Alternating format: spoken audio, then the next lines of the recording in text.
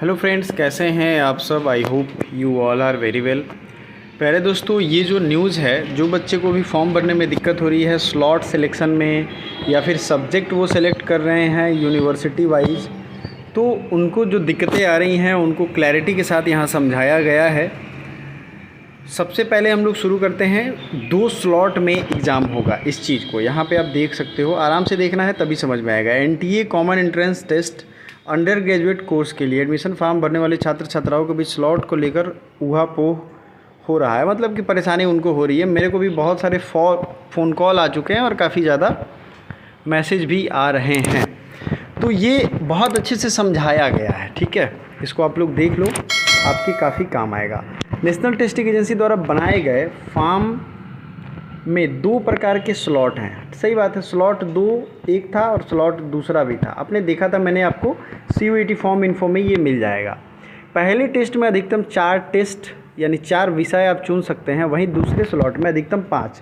तो उन्होंने कहा था कि कुल मिला के टोटल 9 सब्जेक्ट आप चुन सकते हो। बच्चों को दिक्कत क्या हो रही है कि एक वो चुन ले रहे हैं इसमें से और दूसरा चुन ले रहे हैं किसी और में से, तो कुल मिला के उनकी हो जा रही है गड़बड़ी और उन्हें ये पता नहीं चल पा रहा है कि एग्जैक्टली करना क्या है और हमारा फॉर्म सबमिट फाइनली क्यों नहीं हो रहा है, ठीक है। तो ये आपको दिक्कत हो रही है, ठीक है। तो पहले स्लॉट में 4 टेस्ट और दूसरे में 5, अधिकतम 9 टेस्ट देने का प्रावधान है। ये आपको पता है, मैंने पहले भी बताया है। फिर छात्र छात्राएँ बीच में देखना है आपको, चूँकि बहुत ऐड आ रहे हैं तो परेशान नहीं होना है। छात्र छात्राएं अपनी ज़रूरत के अनुसार अधिकतम दोनों स्लॉट मिलाकर 9 दे सकते हैं, लेकिन जैसे स्लॉट चेंज होगा फ़ी भी दोगुनी हो जाएगी, याद रखिएगा। अब इसमें भी कुछ रूल्स हैं, जैसे जनरल टेस्ट को ले करके अधिकतम 6 डोमेन सब्जेक्ट भर सकते हैं, 3 लैंग्वेज और 1 जनरल टेस्ट का अवसर है। मतलब कि जनरल टेस्ट लेने के साथ उसके अलावे क्या है, लेकिन इतने सारे टेस्ट तो आप नहीं दे पाओगे। मान लो आपने जनरल टेस्ट भी और 6 डोमेन कैसे भरोगे आप, 3 लैंग्वेज, ये सब नहीं हो पाएगा।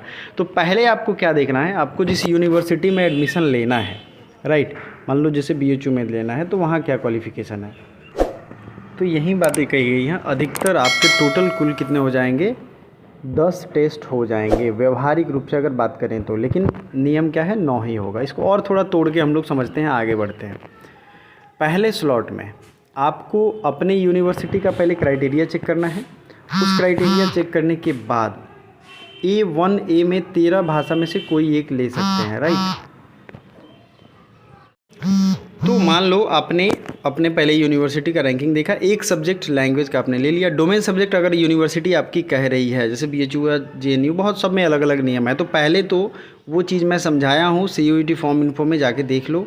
27 सब्जेक्ट में से डोमेन 2 में 27 डोमेन सब्जेक्ट में से, और जनरल टेस्ट में सिर्फ यस और नो करना है। अगर आपकी यूनिवर्सिटी कह रही है कि जनरल टेस्ट में आपको भरना है, जैसे मैंने स्टेप बाय स्टेप फॉर्म कैसे भरना है ये बताया हुआ है, तो उसमें आपको दिख जाएगा। अगर आपको यूनिवर्सिटी के बाद जनरल टेस्ट है, अगर नहीं कह रही है तो नो भर देना, क्योंकि इसमें अगर यस नो उल्टा भरोगे तो फॉर्म सबमिशन नहीं लेगा, यही गड़बड़ी हो रही है।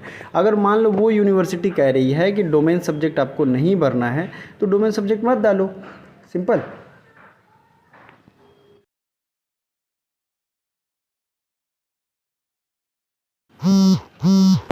अब हम लोग स्लॉट 2 को देख लेते हैं। स्लॉट 2 में एडिशनल लैंग्वेज, मतलब देखो, आप अगर एक लैंग्वेज ले चुके हो स्लॉट 1 में, तब आपको दूसरा अगर लैंग्वेज लेना है तो स्लॉट 2 का सहारा लेना पड़ेगा। फिर एक और लैंग्वेज लेना चाहते हो, बहुत लोग हैं जो चाहते हैं कि कई सारा उनके पास ऑप्शन रहे, मतलब डोमेन भरें या ज़्यादा लैंग्वेज में। एडिशनल लैंग्वेज में कौन है, जो विदेशी भाषा वाले हैं, ठीक है, तो वो भर सकते हैं यहाँ से। डोमेन सब्जेक्ट में भी आप ढेर सारे ऑप्शन यहाँ पे रहेंगे, जितने ज़्यादा आप ले सको। तो इसीलिए 6 और भी सब्जेक्ट टोटल हो जाएंगे आपके पास, राइट। तो ये लेकिन दूसरे स्लॉट में जाना होगा। अगर आपको ये पहले के अलावे, मतलब 2 डोमेन पहले में है और 1 लैंग्वेज है, अगर दूसरा लैंग्वेज चाहिए तो आपको दूसरे स्लॉट में जाना पड़ेगा। और जनरल टेस्ट आप में होगा तो होगा, नहीं होगा तो नहीं होगा। ये चीज़ का ध्यान रखना है आपको फॉर्म भरने के समय, इसलिए यूनिवर्सिटी क्राइटेरिया और पैसे दुगुना हो जाएंगे। फिर बात करते हैं, स्लॉट बढ़ते ही फ़ी दुगुना हो जाएगी, ये चीज़ आपको ध्यान रखना है, ठीक है। अगर दूसरे स्लॉट में कोई सब्जेक्ट नहीं लेना है तो दूसरे सब्जेक्ट के सभी ऑप्शन में नॉट अप्लीकेबल डाल दीजिए। मान लो आपको मन नहीं है, कोई भी ऐसा होगा ना कि सिर्फ एक ही से हमारा काम चल जाएगा, तो हमें ये नहीं लिखना है, नॉट अप्लीकेबल कर देना है। 2 से ज़्यादा डोमेन सब्जेक्ट अगर आपको ज़रूरत है तो दूसरे स्लॉट में जाना ही पड़ेगा, ठीक है। मान लो आप सोच रहे हो कि 3-4 डोमेन हम ज़्यादा रखें तो आपके दूसरे स्लॉट में जाना पड़ेगा, लेकिन अपनी ज़रूरत आप पहले यूनिवर्सिटी के हिसाब से चेक कर लीजिए। अनिवार्य लैंग्वेज सेक्शन के अलावा अन्य भाषा के लिए आपको दूसरे स्लॉट में जाना होगा, तो अपनी ज़रूरत पहले देख लें। बाकी सब जब फॉर्म भरेंगे तो आसानी से यह बात आपको समझ में आएगी। जो ज़रूरत हो उसको कर देना, अदरवाइज़ नॉट अप्लीकेबल आपको कर देना है, ठीक है। तो हमारा टेलीग्राम ज्वाइन ज़रूर करिएगा, काफ़ी सारी इंपॉर्टेंट इन्फॉर्मेशन वहाँ रहती है। Thank you so much.